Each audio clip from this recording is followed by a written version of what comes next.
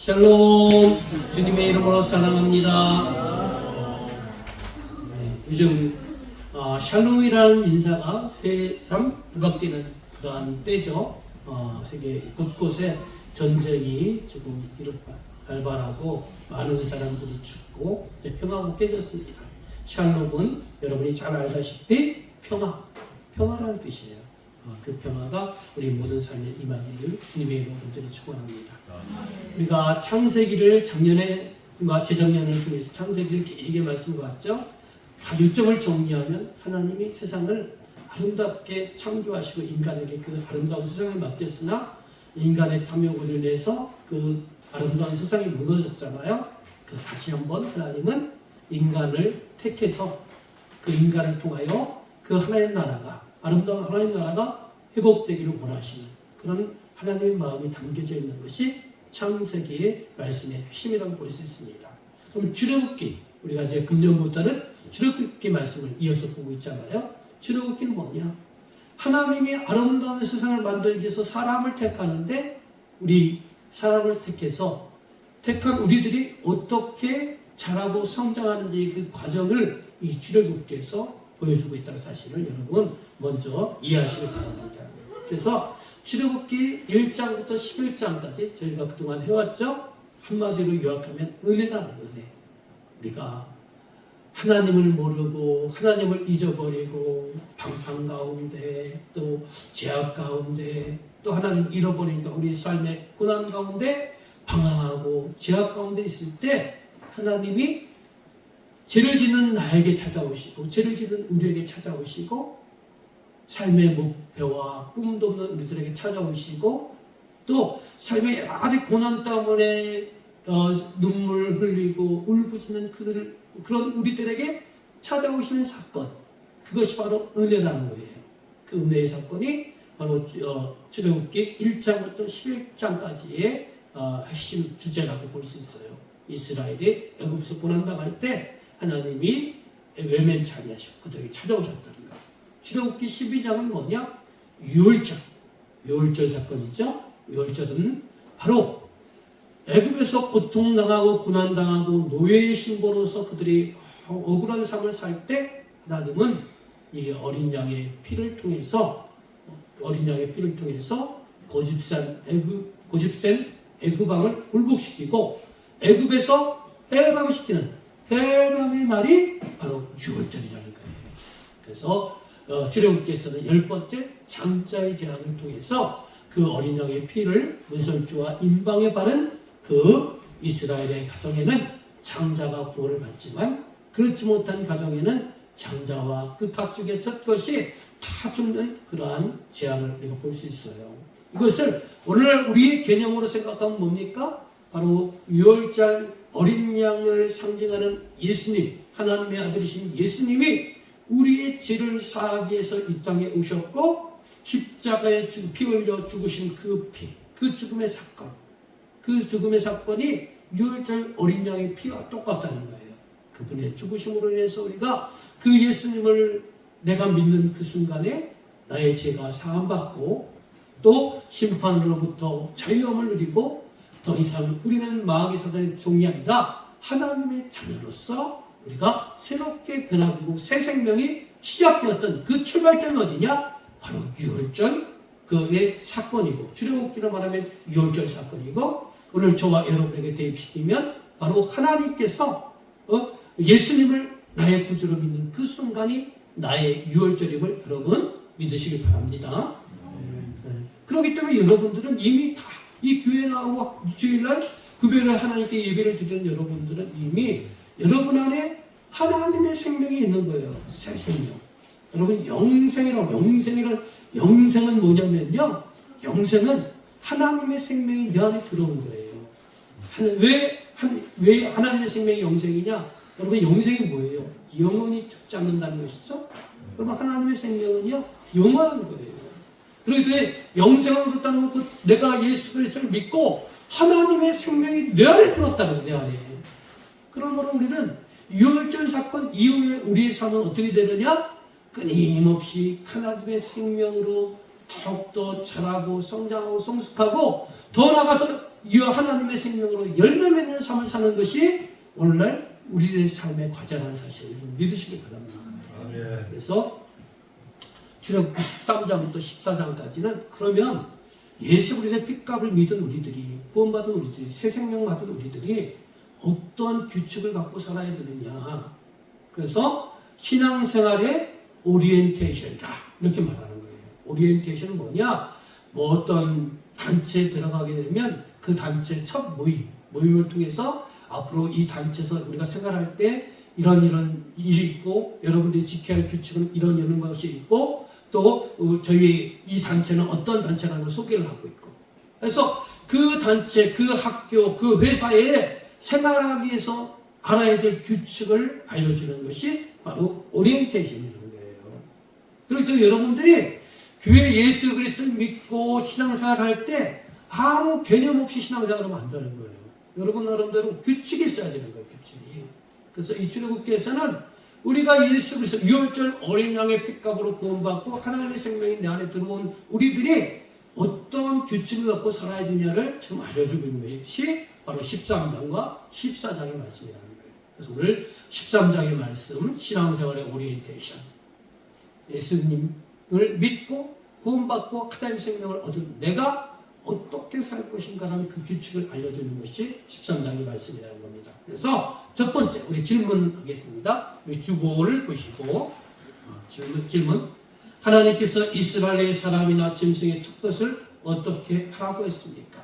그 이유는 무엇입니까? 자, 13장 2절 말씀 읽어보도록 하겠습니다. 시작. 이스라엘의 사람으로서 사람이나 짐승을 명령하고 태에서 천한 모든 것을 다 너에게 구별하여 내게 불리라. 이는 내 것이라 하시니라. 예, 바로 이스라엘 사람이나 짐승의 첫 것을 어떻게 하라고 했어요? 거룩히 구별해요. 네? 구별하고 하나님께 드리라는 거예요. 그 이유가 뭐라고 했어요? 여기 내 것이. 누구 것? 하나님의 것이라는 거예요. 자, 이것을 이스라엘의 첫째 아들을 장자라고 하죠. 장자와 가축의 첫째 생을 구별해야 될 규칙이 있다는 거예요. 그러면 뭐냐? 왜? 우리 이해를 알아야 될 거 아니에요? 구별해야 될 이유가 뭐냐? 바로 이 애굽에서 그들이 그 마지막 10번째 재앙자의 재앙 때 누구의 은혜로 그 이스라엘의 장자가 구원을 받았습니까? 바로 하나님의 은혜로. 그죠? 하나님께서 어린 양의 피를 문설주와 인방에 바르라고 하셨고, 거기에 하나님 말씀에 순종한 이스라엘 백성들이 그대로 피를 발랐을 때 하나님께서는 하나님의 심판의 사자가 그 집을 넘어서 그 피를 바르지 않은 그 다른 집에 장자를 죽이는 사건. 그 사건을 통해서 어떻게 되냐? 하나님은 이스라엘 백성들을 보호해 주셨고 그들의 장자를 지켜주셨을 뿐만 아니라 그 장자를 하나님의 자녀로 삼고요, 하나님의 장자로 그렇게 높여주셨다는 것입니다. 그렇기 때문에 그들이 하나님의 은혜를 힘입었으니 장자는 어차피 죽을 목숨이었으나 하나님의 은혜로 산 목숨이기 때문에 하나님께 드리라는 거예요. 자, 이것은 그럼 오늘날 우리 개념으로 말하는 어떤 것이냐? 오늘날 기독교인들이 있어서 왜 우리가 구별되어야 하느냐? 우리가 구별된 삶을 살아야 되느냐? 똑같아요. 어린 양 대신, 유월절 어린 양 대신 예수 그리스도께서 우리를 위해서 죽으셨잖아요. 우리를 위해서 죽으셔서 그 죽으신 사건이 그냥 죽은 것으로 끝난 것이 아니고 그 피에, 그 죽음의 효력이 우리의 죄를 사해주는 효과가 나타났고, 우리 심판으로부터 우리가 구원받는 그런 역사가 나타났고, 하나님의 생명인 영원한 생명을 소유할 수 있는 역사가 나타났고, 이제 더 이상 마귀의 자녀가 아니라 하나님의 자녀로 신분이 바뀌는 놀라운 역사가 우리가 예수 그리스도를 믿는 그 순간에 우리에게 주어진 역사의 은혜라는 거예요. 그렇기 때문에 그 은혜를 힘입은 우리들은 더 이상 나는 내 것이 아니고 하나님의 것이기 때문에 우리가 장자를 드려야 하듯이 우리가 구별되어야 한다는 사실을 여러분이 믿으시길 바랍니다. 예수 그리스도를 믿는다. 여러분 예수 그리스도를 믿으시죠? 믿는 사람들은 하나님의 자녀가 된 것입니다. 여러분 요한복음 1장 12절 영접하는 자, 그 이름을 믿는 자들에게는 어떤 권세를 주신다고 했어요? 하나님의 자녀가 되는 권세를 주신다고 했어요. 여러분 이미 다 하나님의 자녀인 것을 믿으시길 바랍니다. 로마서 8장 16절 우리 같이 읽어볼까요? 성령이 친히, 자 시작. 성령이 친히 우리의 영과 더불어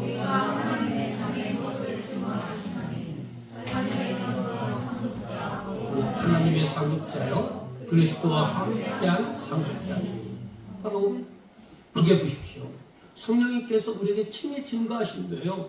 우리가 하나님의 자녀인 것을 성령님이 증언하시고요. 17절에 보면 자녀이면 또한 뭐라 그래요? 상속자. 하나님의 상속자인데 상속자가 뭐냐? 다른 말로 해석하면 우리가 하나님의 장자가 되었다는 거예요. 그렇기 때문에 성도는 예수 그리스도의 거룩한 피값으로 산 하나님의 자녀이고 장자이며 하나님 나라를 이루게 한 하나님의 백성임을 여러분 믿으시길 바랍니다. 여러분 하나님의 장자는 무슨 역할을 해야 되는 거예요? 지난주에 우리가 장자의 세 가지 축복권에 대해서 여러분 들으셨잖아요.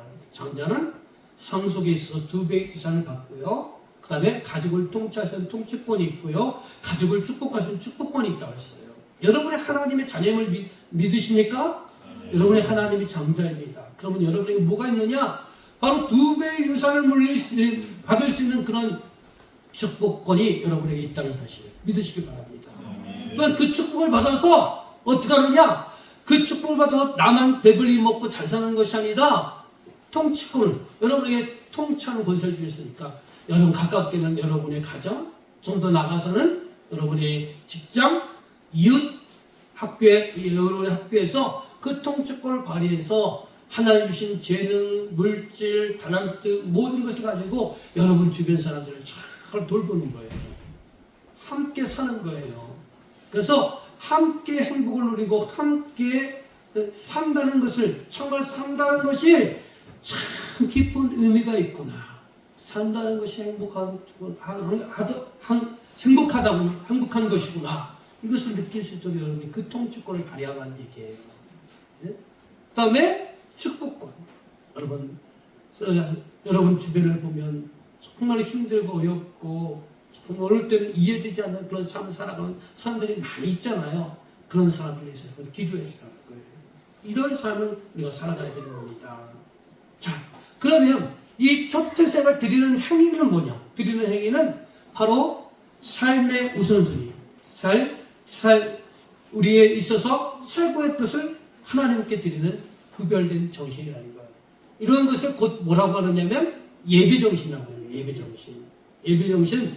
여러분, 예배정신이 뭐냐면 최고가 되시는 하나님께 우리에게 가장 소중하고 값진 것, 최고의 것을 드리는 그런 마음과 행위라는 거예요. 예배정신은 뭐냐? 여기 좀 이따 다루겠지만 하나님은 어떤 분을 여러분 생각하십니까?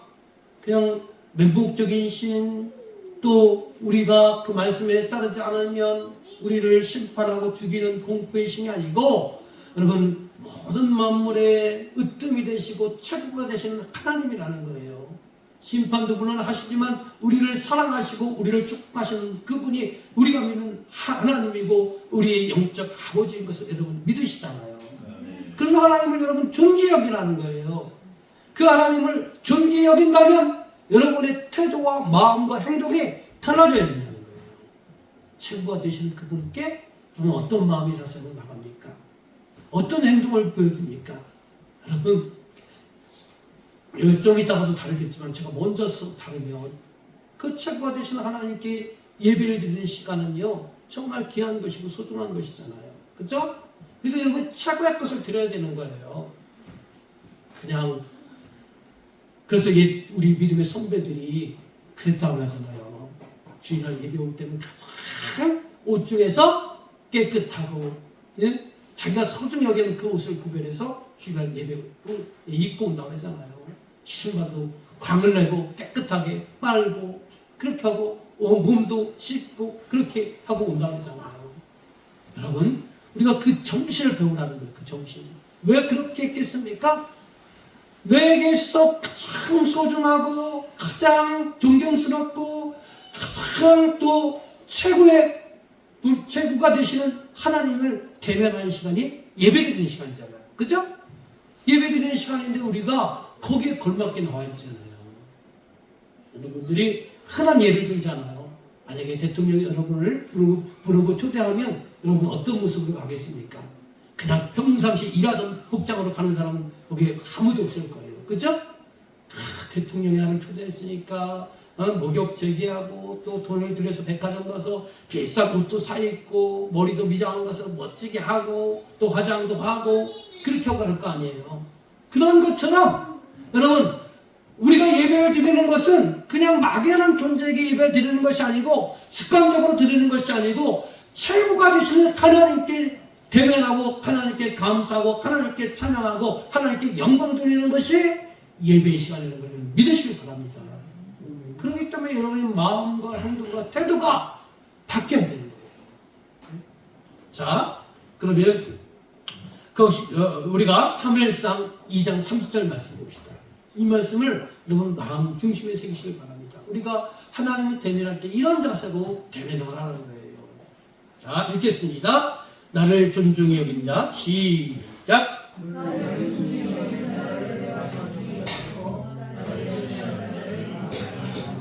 예, 나를 존중해. 누구를요? 하나님을 존중해 여기는 자를요. 하나님께서 어떻게 한다고요?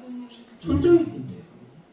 나를 멸시한다. 하나님을 멸시하고 하나님을 멸시한다는 게 뭐예요? 우습게 여긴다는 거예요. 하찮게 여긴다는 거예요. 그런 자들에게 하나님은 어떻게 하냐? 경멸한대요. 그러니까 그 중심 하나님은 우리의 중심을 보시잖아요. 여러분 하나님을 어떻게 대하겠습니까? 여러분 중심이 하나님을 예배를 드릴 때 어떤 마음으로 드리는 겁니까? 그냥 습관적으로 주일날 예배 가야 된다. 이러한 마음을요 버려야 되는 거예요. 우리는 잘 안 되지만 그래도 이 주일은 최고가 되시고 나를 사랑하시고 나를 위해서 아낌없이 내어주시는 그 아버지 하나님을 만나는 시간이다. 그러니까 나도 그 하나님을 뵙기를 또 그리워하고 그 시간이 빨리 오기를 사모하고 또 그분을 잘 기쁘게 해드리기 위해서 몸과 마음과 행동까지도 조심조심하고 준비하고 그런 자세로 우리가 하나님을 대면해야 된다는 거예요. 그래야 하나님이 그럴 때 하나님이 우리를 또 그렇게 존귀하게 여겨주신대요. 여러분 시대가 발전할수록 또 경제가 발전할수록 사람들은요 신을 우습게 여기고 하나님을 우습게 여기고 하나님을 우습게 여기니까 여러분이 하나님이 예배를 하나님께 예배를 드려도 그 대하는 태도와 마음과 행동과 자세가 잘못됐다는 거예요. 하찮게 여기는 행동과 자세를 갖고 있다는 거예요. 그것을 이제 어떻게 되냐? 유월절 어린 양으로 거듭나고 하나님의 생명이 들어온 내가 새롭게 변화되어야 한다는 거예요. 그런 자세를 가져야 된다는 거예요.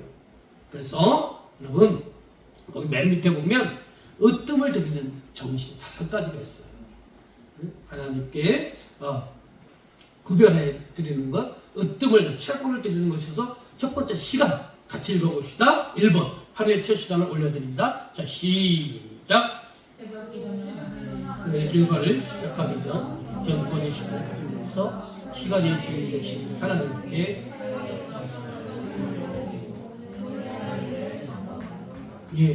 여러분 최고를 드린다는 게 뭐냐? 하루의 첫 시간에 있어서 최고를 드린다는 게 뭡니까? 하루에 있어서 첫 시간을요 여러분 우리 새벽기도가 지금 저희는 아직 드리지 못하기 때문에 여러분들이 있는 처소에서 잠깐이라도 시간을 구별해서 경건의 시간을 하나님과의 대면의 시간을 가지라는 거예요.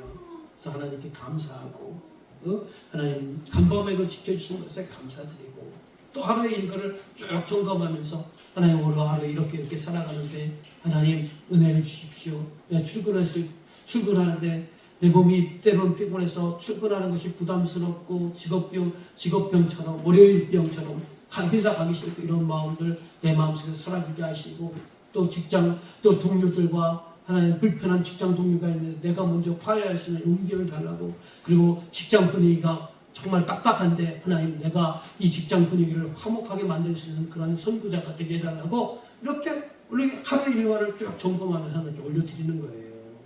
오늘 주일 같은 경우도 그렇잖아요. 주일에도 오늘 주일 예배를 드리는데 하나님 오늘 거룩한 주일 허락해 주셔서 감사합니다. 오늘 날씨도 예배 드리는 데 있어서 지장이 없게 하시고 혹이라도 오늘 비 오는 날씨라 할지라도 그 비가 예배 드리는 데서 방해가 되지 않게 하시고 또 우리 예배 순서자를 위해서 기도해 주시고 또 썰기 말씀을 전하는 목사님 위해서 기도해 주고 여러분 기도할 거가 엄청 많아요. 엄청 많아.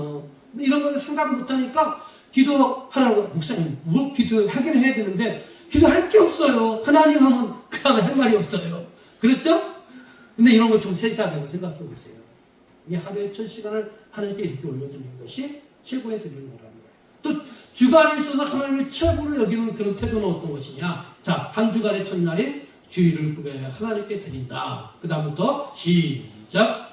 하나님이여 주일을 성수하고 한 시간으로 적정한 성기, 사회자의 자리를 지키느라 가족을 섬기고 성도와 되지 않는 자.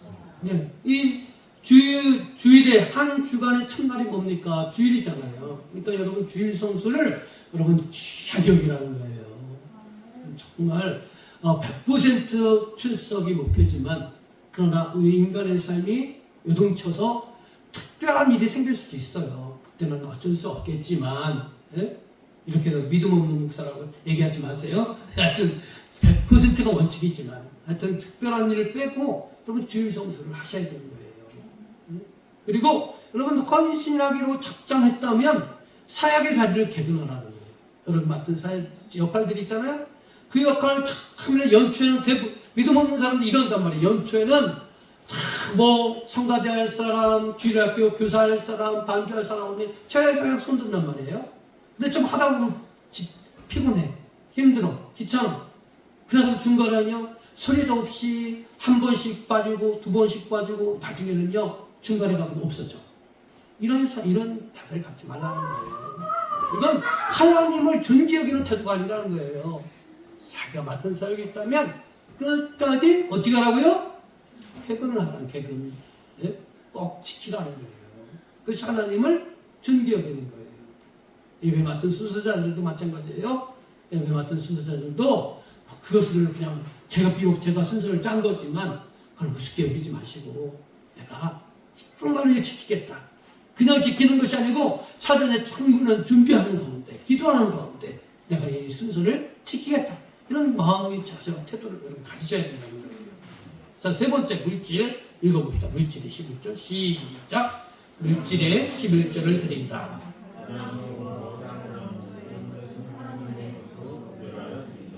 예, 물질의 11절. 여러분 어떻게 보면 첫 달매는 가장 귀하고 가장 설레고 가장 존귀한 것이잖아요.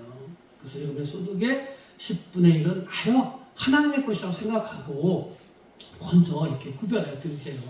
그 나중에 이렇게 드린다 생각하면요 이게 쓰다 보면 없어져요. 쓰다 보면 그래서 못 드리는 경우가 간혹 있어요. 그렇죠? 하여튼 내가 금액이 많고 적음을 떠나서 10분의 1을 구별해서 이건 하나님의 것이고 하나님이 나에게 은혜 주셔서 이렇게 소득을 얻을 수 있다 생각하고 구별해 드리고 나머지 부족한 가운데서 나머지 갖고 쓰다 보면 또 그렇게 살아가게 되더라고요. 그죠? 여러분 그런 경험 있으시잖아요. 그죠? 그러니까 여러분 때로는 이 물질 때문에 시험 들 수도 있지만 하여간 하나님의 것은 먼저 구별하겠다는 마음으로 구별해버리면요 고민 갈등할 게 없어요. 근데 구별하지 않고 미루는 순간 그때 갈등하게 되고 또 실수하게 되는 겁니다. 자, 세 번째 건강 읽어보겠습니다. 첫 건강을 드린다. 시작. 건강도 내 것이 아니고 주님의 것이다. 먼저 주님의 일을 계획하고 그 다음에 가족, 자기 일이 되어야 한다. 내 할 일 다 하고 남은 시간을 드리는 것은 예배드리십니다. 건강도요 하나님이 우리에게 건강 주시기 때문에 자유롭게 활동할 수 있는 거예요. 그러니까 이 건강을 드린다는 게 뭡니까?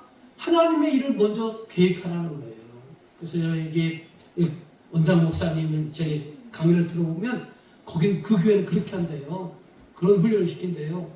그래서 성도님들에게 먼저 목사님에게 전화를 해서 목사님 제가 할 일이 뭐 있습니까? 하면서 신방 갈 때 제가 필요합니까? 먼저 목사님께 묻고요. 그 다음에 자기 일을 한대요. 그러니까 먼저 주의 일을 하는 것을 먼저 생각하고요. 나머지 자기 일을 감당한다는 거예요. 우선순위가 하나님께 먼저잖아요. 근데 우리는 어떻습니까? 여러분들 할 일 다 하고 갈 때 다 가고 남는 시간에 예배드리고 남는 시간에 봉사하고 남는 시간에 우리가 또 헌신하는 그런 순서가 뒤바퀴. 하나님을 존귀 여기는 것이 아니고 어느 때는요 마지못해 하나님을 섬겨야 되고 하나님을 멸시하는 경우가 우리 삶 속에 있다는 거예요. 내가 예수 그리스도를 믿기 전에는 이런 일도 없었겠지만 내 믿음이 연약할 때는 이랬지만 이제 내 안에 하나님의 생명이 들어왔고 내가 교회 다니는지 내가 꽤 오래 10년, 20년, 30년 오랜 연륜이 됐으니까 이제 우리가 순서가 바뀌어야 되는 거예요. 하나님의 것을 먼저 하는 그런 정신을 가져야 된다는 거예요. 5번 첫 자녀를 드린다. 나의 첫 자녀. 여기부터 시작. 나의 첫 자녀를 드려야 하는데 그렇게 선물을 줄 수 없으니 내 사랑을 하는 사람을 첫 자녀의 이름으로 섬긴다. 첫 것을 드리니까 내 첫 자녀를 드리는데 자녀를 어떻게 하나님께 드립니까? 그러니까 하나님께서 그 대신 자녀를 드리는 방법으로 내인들을 섬기라고 한 거예요. 내인들은요 하나님의 일을 향해서 전념하는 사람들이 내인들이잖아요. 그죠? 자 말씀 볼게요. 민수기 3장 45절 말씀. 자 읽어보겠습니다. 시작. 이스라엘 자손 중 모든 처음 태어난 자 대신에 내인을 취하고 또 그들의 가축 대신에 내인의 형상을 취하고 내인은 내 것이라 나는 여호와리라. 이스라엘 자손 중 모든 처음 난 자 대신에 누굴 취한다고요? 내인. 이스라엘이 12지파가 있는데 네 지파만 하나님께서 하나님의 일을 하도록 그들을 구별한다는 거예요. 대신 나머지 11지파는 어떻게 되느냐? 그들의 11조를 들여서 한편에는 하나님의 것을 위해서 쓰여지고 한편은 이 하나님의 일하는 내인들을 섬겨야 한다는 거예요. 여러분들이 내일 하나님의 일을 대신하는 그러한 주의 종들과 또 목회자들과 또 나가서는 선교사님들 이들을 위해서 여러분 첫 것을 내 자녀를 드린다는 마음으로 섬겨야 된다는 사실을 여러분 아시길 바랍니다. 자, 우리가 이제 예수 그리스도를 믿고 새 생명을 얻을 때 첫 번째 뭐냐? 첫 것을 구별하라고 했잖아요. 그 구별하라는 정신을 지금 배운 거예요. 두 번째는 뭐냐면 무기절을 지키고 기념하라는 거예요. 자, 말씀 보겠습니다. 출애굽기 13장 3절, 6절, 10절 말씀. 자, 시작. 모세가 백성에게 이르되 너희는 애굽고 청지에서 나온 나를 향하여 유기병을 먹지 말라. 여호와께서 그 수의 본능으로 매일 그 수도 분명히 계시더니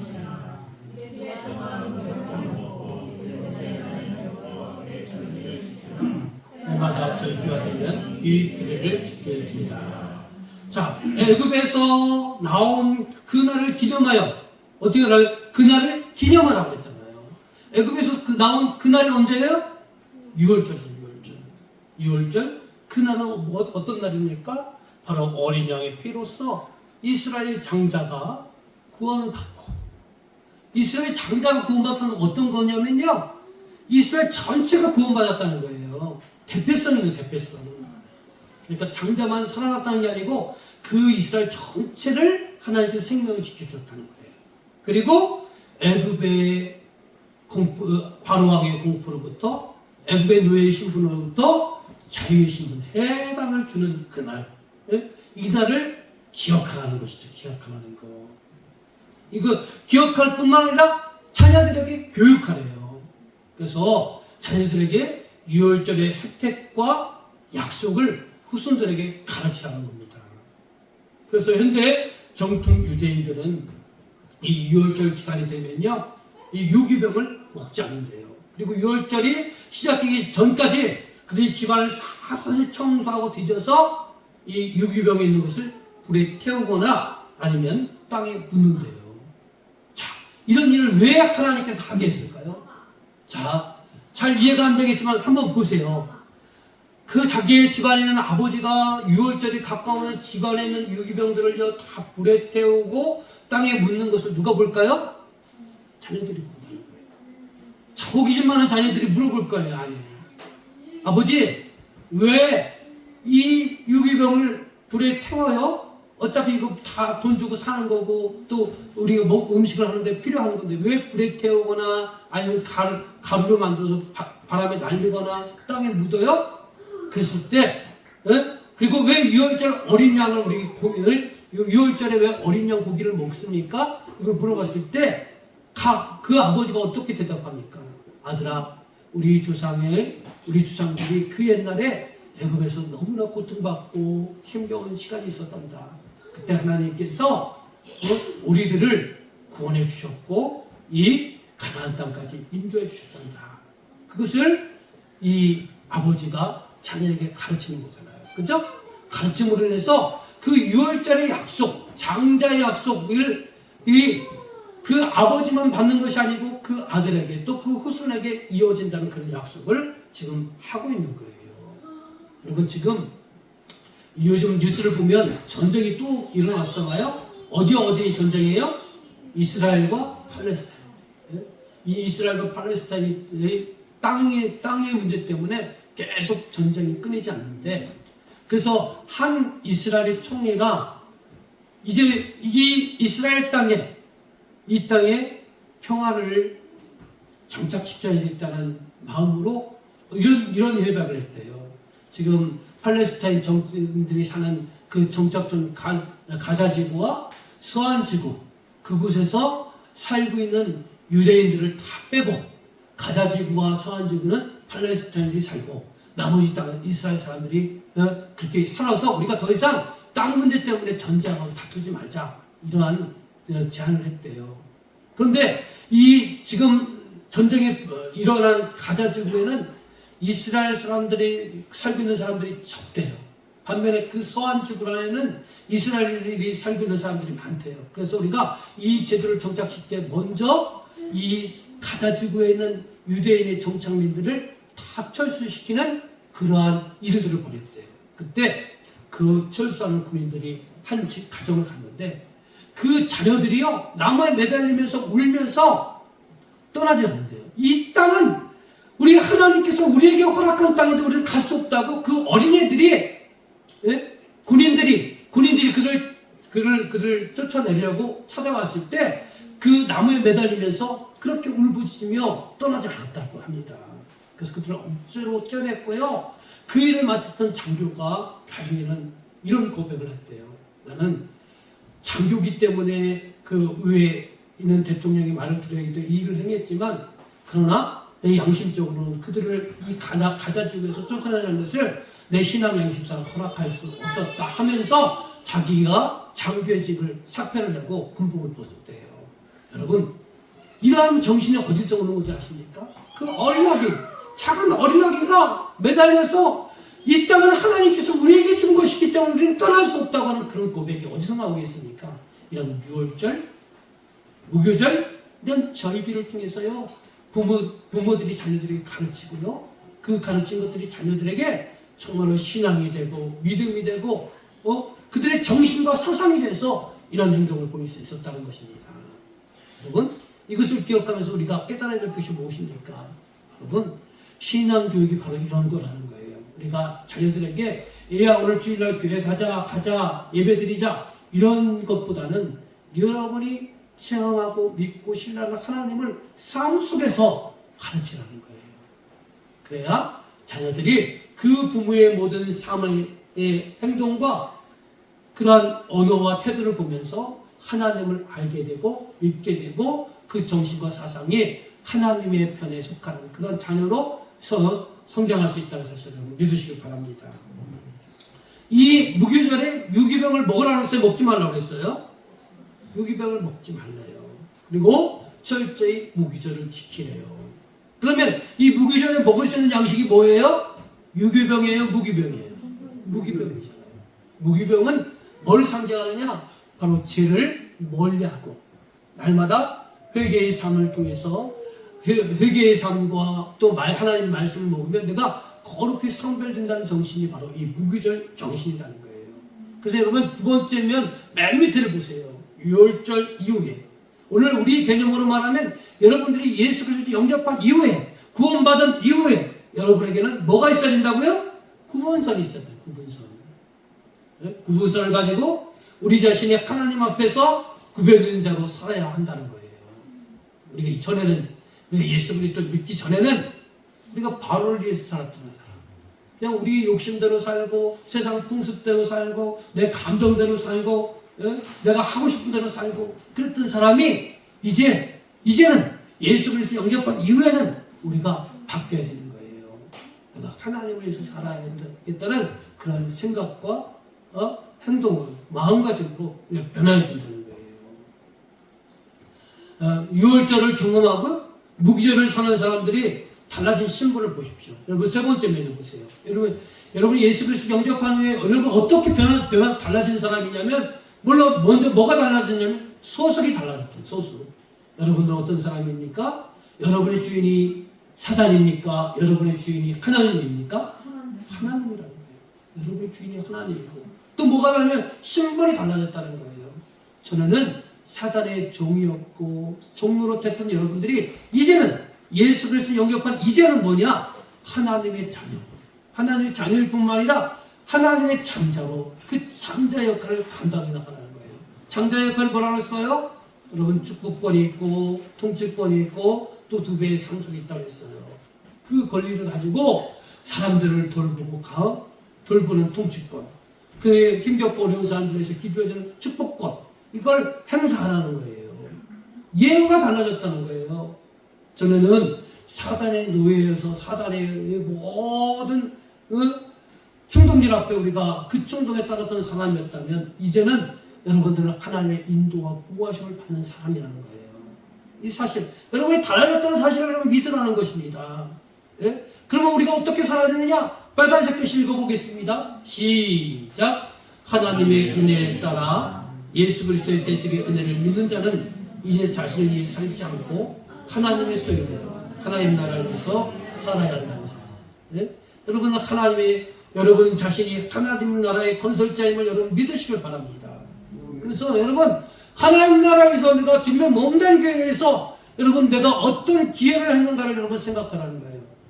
내가 하나님 나라와 주님의 몸된 교회에서 이제는 받는 자의 입장에서 이제 내가 하나님 나라에서 기여하는 입장으로, 헌신하는 입장으로, 충성하는 입장으로 여러분의 삶의 태도와 행동이 바뀌어야 한다는 사실을 여러분 믿으시기 바랍니다. 자, 우리가 예수 그리스도를 믿고 변화된 유월절을 경험한 이후에 우리의 삶의 세 번째는, 첫 번째는 하나님을 최고로 여기는 첫 것을 드리는 신앙이 있어야 되고, 두 번째는 무기절의 신앙, 죄를 멀리하고 날마다 회개와 말씀을 얻으며 거룩히 성결된 삶을 살아야 되고, 세 번째는 뭐냐? 구름기둥과 불기둥의 인도, 즉 성령의 인도함을 받는 그런 신앙을 가져야 된다는 거예요. 자, 출애굽기 13장 17절부터 18절 말씀 읽어보도록 하겠습니다. 자, 시작.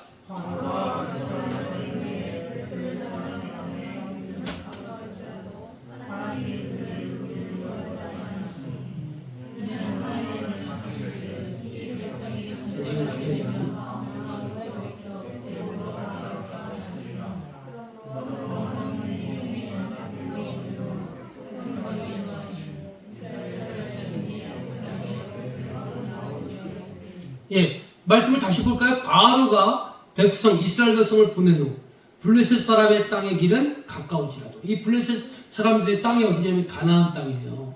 가나안 땅이 가깝다는, 어느 정도로 가깝느냐? 그 밑에 설명을 보세요. 애굽 북부에서 가나안 남부까지는요 4-5일 정도 걸린대요. 특별히 이스라엘 백성들이 애굽에서 거주하던 지역 이름이 나암셋인데, 그 나암셋에서 가나안까지요 한 11일이면 갈 수 있대요. 그런데 이 블레셋 땅의 길은 가까워지라도, 그 다음에 밑에 친구 다시 읽어보세요. 하나님이, 자 시작. 하나님이 그들을 그 길로 인도하지 않으셨다. 하나님이 그 길로 인도했다고 해서 안 했다고 했어요. 안 했대요. 왜 하나님 이상하시지? 가깝고 빠른 길이 있는데 이 길을 인도하셨어야지, 이 길을 안 내리셨어야지 인도하지 않았다는 거예요. 그 이유는 여기 쭉 설명이 돼 있죠. 그 다음에 18절을 보세요. 18절에 그러면 하나님이 이 가까운 길로 인도하지 않고 어느 길로 인도했나 봅시다. 18절 그러므로 밑줄 친 거 다시 읽어봅시다. 시작. 하나님이 홍해의 광야길로 돌려 백성을 인도하시네. 그 광야길로 인도하신 분이 누구라고요? 하나님이 인도하셨대요. 하나님이 가깝고 빠른 길, 쉽고 편한 길, 쉽고 편한 길은 아니지만 가깝고 빠른 길을 인도하지 아니하고 저 광야 길, 그 길로 인도했대요. 우리가 알고 있는 것처럼 그 광야에서 이스라엘 백성들이 몇 년을 광야에서 방황했어요? 40년을 방황했잖아요. 왜 하나님은 금방 갈 수 있는 그 길을 허락하지 아니하시고 그 광야에서 40년을 헤매도록 방황하도록 그렇게 만드셨을까? 그 인도자가 분명히 여기 말씀에 읽으신 것처럼 하나님이었다고 우리가 봤잖아요. 그렇죠? 하나님이 인도하셨다는 거예요. 하나님께서 이스라엘 백성들이 가야 할 길을 이스라엘 백성이 선택한 것이 아니고 하나님이 선택했대요. 그러면 왜 하나님은 이 40년 광야 생활로 인도하셨을까요? 그것은 바로 하나님의 생명으로 사는 법을 배워야 했기 때문에 그렇다는 거예요. 유월절을 통해서 애굽에서 나왔잖아요. 이 개념을 우리 개념으로 말하면 예수 그리스도를 영접하고 여러분 하나님의 자녀가 된 거예요. 이제 출애굽했어요. 과거의 옛사람에서 벗어났어요. 그리고 하나님께서 여러분을요 바로 가나안으로 인도하지 않고 지금 광야 생활을 하게 했다는 거예요. 왜 광야 생활을 하게 했느냐? 하나님의 백성이 됐으면 하나님 백성다운 모습을 가져야 된다는 거예요. 성숙하고 그 성숙할 수 있도록 하나님이 하나님의 자녀로서 성숙한 모습을 우리가 갖춰야 한다는 거예요. 우리를 하나님이 택하시고 구원하신 목적은 뭐냐면 이 땅에 무너진 하나님의 나라를 회복하는 게 하나님이 우리를 택하시고 구원한 목적이잖아요. 그죠? 근데 우리가 구원을 받았어. 하나님의 사랑으로 하나님의 생명이 내 안에 들었어. 하나님 편에 섰어. 근데 내 안에 너무나 미숙해. 마치 갓 태어난 어린아기 같아. 어린아기가요 자기 혼자 할 수 있는 게 많을까요? 적을까요? 예? 아주 적잖아요. 극히 별거 없어요. 어린아기가 태어나게 할 수 있는 거 우는 것밖에 할 수 없어요. 그러면 우는 것 갖고 뭘 하나님 나라를 세울 수 있느냐는 거예요. 그러니까 하나님께서 40년의 이 광야 생활을 통해서 믿음을 성숙하도록 했다는 거예요. 그 광야 생활 방황만 한 것이 아니고 많은 어려움을 만났지만 어려움을 만나면서 자신의 미숙함과 연약함과 그런 것들을 하나님이 다 보게 하시고 그런 것들을 또 시정하도록 그렇게 이끄셨다는 거예요. 그러므로 우리도 마찬가지라는 거예요. 오늘날 저와 여러분도 마찬가지라는 거예요. 예수 그리스도를 영접하고 이제 하나님의 사람이 되었어요. 그렇으면 이제 어떻게 되느냐? 지금까지의 삶은 애굽의 우상과 노예의 근성으로 옛사람의 모습으로 살았어요. 지금까지 내가 예수 그리스도 믿기 전까지는 내가 옛사람의 욕망으로 충동으로 욕하고 시기하고 미워하고 질투하고 금방 감정 표현하고 그렇게 살았어요. 그게 우리가 예수 그리스도를 믿기 전의 모습이었어요. 그런데 예수 그리스도를 믿고 난 이후에 우리가 달라져야 하는데 그 쉽게 안 달라지니까 하나님이요 쉽고 편한 길이 아닌 홍해의 길, 광야의 홍해를 건너 광야 길 40년의 그 방황의 길을 훈련의 길로 우리를 인도하셨다는 거예요. 그래서 이제 우리가 이 길로 인도한 것은 뭐냐? 내가 나의 주인이 하나님이고 또 내가 내 감정과 내 습관과 잘못된 버릇을 세상 풍습과 유행으로 사는 것이 아니라 하나님의 말씀과 원칙으로 살아야 된다는 것을 깨닫고 그 원칙을 붙들고 훈련받고 그러면서 우리가 점점 좀 변화되는 이런 과정을 우리가 겪고 믿음에 성숙해야 한다는 거예요.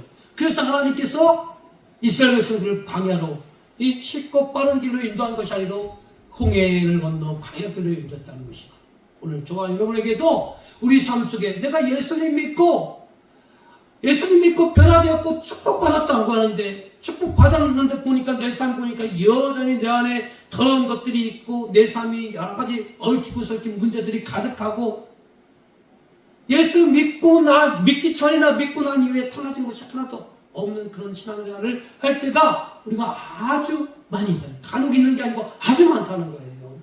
왜 그렇습니까? 우리가 더 훈련받아야 된다는 거예요.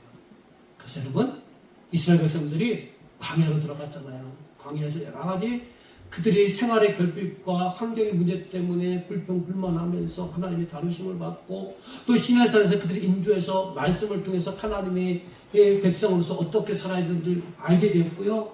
또 성막을 건축해서 하나님과 날마다 교제하면서 하나님이 대하는 법, 예배하는 법을 배우게 됐다는 거예요. 그러면서 그들의 믿음이 점점 자라고 성숙하게 하고 하나님이 허락한 때 그들이 가나안에 들어갔다는 거예요. 우리도 마찬가지라는 거예요. 우리 인생의 광야는 뭐냐? 광야를 왜 허락했느냐? 우리의 잘못된 내면 세계를 드러나도록 하는 것이 광야라는 거예요. 여러분, 물이 있어요. 흙탕물이 있어요. 아주 평안할 때는, 잔잔할 때는 그 흙탕물이요, 아래로 쫙 가라앉아서 맑은 물처럼 보여요. 그런데 조금만 흔들리면 밑에 있던 침전물들이 다 올라와가지고 이 맑았던 물이 뽀얀 물로, 흙탕물로 변하게 되잖아요. 마찬가지라는 거예요. 광야가 바로 그런 거라는 거예요.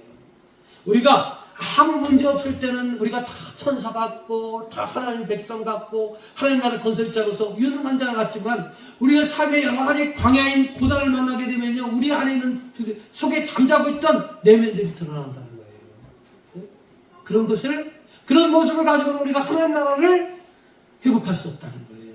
그래서 하나님은 우리 인생의 광야를 허락해서 그런 인생의 여러 가지 고난을 통해서 내 내면을 보게 하시고, 나의 약함을 보게 하시고, 나의 과거의 상처를 보게 하시고, 아픔을 보게 하시고, 문제를 보게 하시고, 그 문제를요, 보게 한다는 건 뭡니까?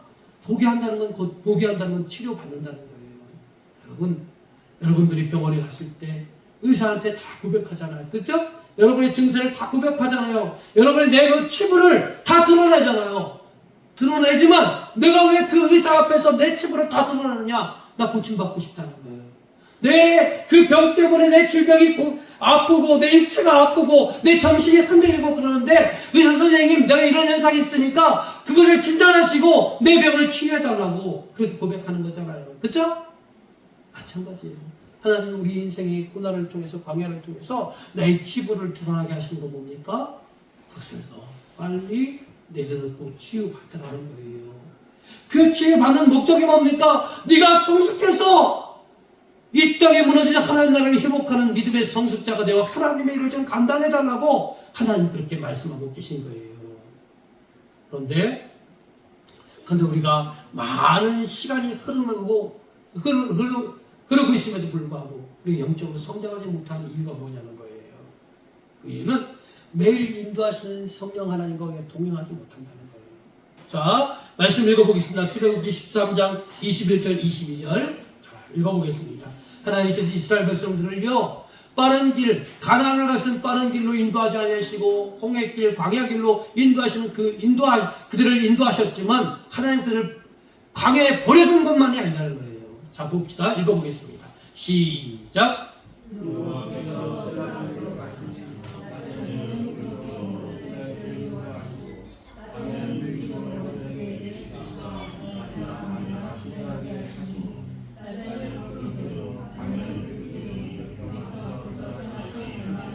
예, 하나님이 그들을 비록 쉽고 빠른 길로 가는 그 가나안 길을 허락하지 않으셨지만, 광야 길로 인도하셨지만 그들을 방치한 것이 아니고 낮에는 구름 기둥으로, 밤에는 불 기둥으로 그들을 어떻게 하셨다고요?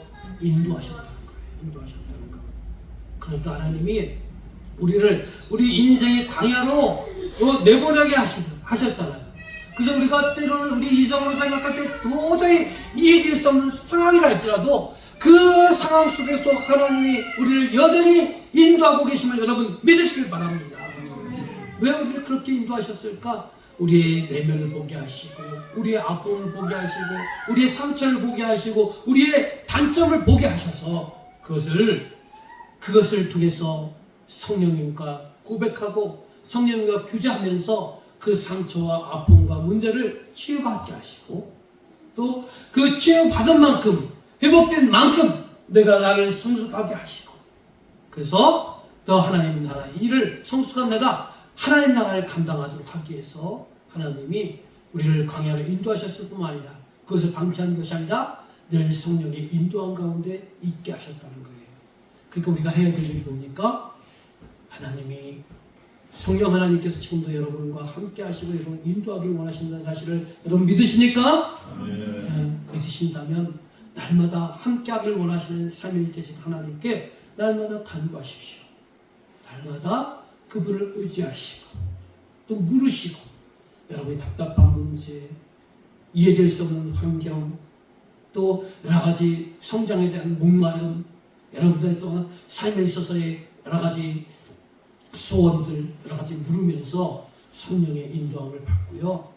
성령의 인도함을 받음으로 인해서 우리는 그 우리가 스스로 헤쳐나갈 수 없는 광야 길을 헤쳐나갈 수 있는 것이고요. 그 광야 길을 성령과 함께 인도와 함께 헤쳐나갈 때 우리는 끝끝내 가나안에 도착할 수 있다는 거예요. 승리를 맛볼 수 있다는 거예요. 그러니까 여러분 이제 6월절을 경험했잖아요. 예수 그리스도 영접해서 여러분 구원 받았잖아요. 하나님 자녀가 되었잖아요. 그죠? 그러면 어떻게 살 것이냐? 그냥 아무 규칙 없이 생각 없이 그냥 날 교회 그냥 다니고 교회 안 다니면 하나님의 벌 받을 것 같으니까 이런 막연한 생각 갖지 마시고 네? 하나님 공부에 하나님을 생각하지 마시고 이제 좀 더 규칙적으로 규모 있는 삶으로 내가 6월절 어린 양 예수 그리스도의 피로 구원받고 제사함 받고 하나님의 자녀가 되고 이 땅에 하나님 나라 건설자가 되었으니까 이제 내가 이 세 가지는 지키겠다. 첫 것을 구별하는 거예요. 하나님께 하나님 최고로 여기는 신앙, 무기전의 신앙, 죄를 멀리하고 말씀을 먹으며 더 거룩해지는 신앙, 또 날마다 성령의 인도함을 받는 신앙. 이 세 가지 원칙, 오리엔테이션을, 규칙을 잘 여러분의 생활의 규칙으로, 신앙 성장의 규칙으로 여러분이 세우셔서 여러분 이 말씀을 잘 따르고 해서 날마다 성장하는 저와 여러분이 되시기를 주님의 이름으로 간절히 축원합니다.